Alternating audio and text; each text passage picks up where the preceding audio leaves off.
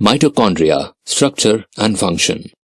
Objective: to learn about the structure and functions of mitochondria.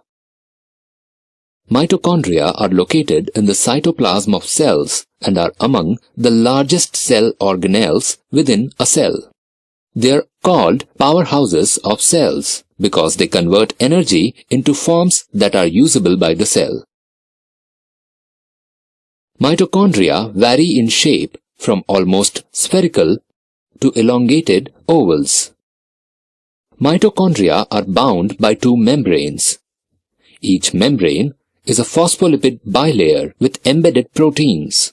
The outer membrane is smooth, while the inner membrane has many inward folds called cristae. The folds increase the surface area and are the working surfaces for mitochondrial reactions.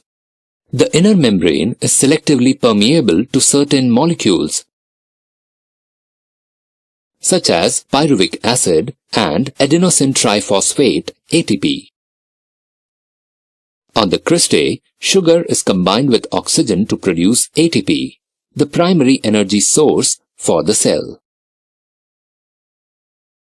The space surrounding the cristae is a matrix filled with dense solution containing enzymes, coenzymes, water, and other molecules involved in cellular respiration. Mitochondria are the sites of cellular respiration, which finally generates fuel for the cell's activities. Mitochondria are also involved in other cell processes, such as cell division and growth, as well as cell death. Mitochondria are semi-autonomous. They are partially dependent on the cell to replicate and grow.